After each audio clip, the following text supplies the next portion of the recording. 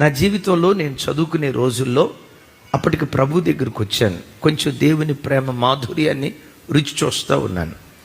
Exam time వచ్చింది. Solid mechanics అని ఈ సివిల్ ఇంజనీరింగ్ సంబంధించిన సబ్జెక్ట్. నేను మెకానికల్ ఇంజనీరింగ్ చదివాను. అయితే ఈ సాలిడ్ మెకానిక్స్ సివిల్ ఇంజనీరింగ్ సంబంధించింది. నాకు దాని మీద అంత పట్టు లేదు. సరే, ఆ ఎగ్జామ్ రాయటానికి వెళ్ళే ముందు అర్ధగంట, ఎంతసేపు పెద్దగా చెప్పండి, అర్ధగంట దేవుని సన్నిధిలో రెఫరెన్సులు పట్టుకొని ప్రార్థన చేశా. ప్రభా, బుద్ధి జ్ఞాన సర్వసంపదలు ఎవరి అందమ్మా? నీ అందే గుప్తమై ఉన్నాయి.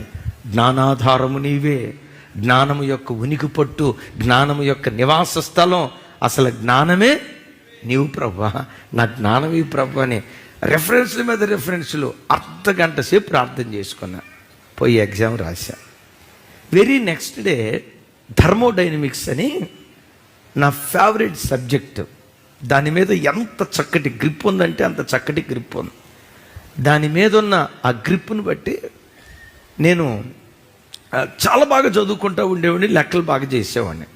అయితే ఆ ఎగ్జామ్ రాయటానికి వెళ్ళేటప్పుడు దీనికేం అంత ఎక్కువ ప్రార్థన చేసుకోవాల్సిన అవసరమే ఉంది, మనకు బాగా వచ్చు కదా అని చెప్పి ఎంతసేపు ప్రార్థన చేసానో గెస్ట్ చేయగలుగుతారా? అద్భుతం, 1/2 నిమిషం ప్రార్థన చేశా. ఏమని ప్రార్థన చేశానో తెలుసా? ఎగ్జామ్కి వెళ్తున్నాను, యేసునామములో అడుగుతున్నాను తండ్రి. మీరు కూడా అన్నారు ఆమేనని. 1/2 నిమిషం ప్రార్థన. ఎందుకో తెలుసా? నా తెలివిని నమ్ముకున్నా, నా జ్ఞానాన్ని నమ్ముకున్నా, నా పాండిత్యాన్ని నమ్ముకున్నా. రిజల్ట్స్ వచ్చాయి. నేను బాగా రాస్తాను అని అనుకున్న సబ్జెక్టులో 78 మార్కులు వచ్చినాయి. నేను రాయలేను ప్రభా, నా సహాయకుడు నీవే. ఏడ్చిన సబ్జెక్టులో 88 మార్కులు దేవుడిచ్చాడు. గట్టిగా అందుకని పౌలు గారు ఒక మాట అంటాడు, నేనెప్పుడు బలహీనుడనో అప్పుడే బలవంతుడు అంటాడు. బలహీనుడైన వాడు ఏమవుతాడు? సహజంగా బలహీనుడైన వాడు ఇంకా రోజు రోజుకు బలహీనుడైపోతాడు. కానీ పౌలు గారి మాట ఏంటో తెలుసా?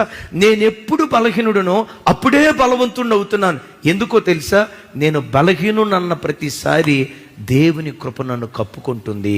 ఆ కృప బలహీనుడైన నన్ను బలాఢ్యుడిగా మారుస్తుంది.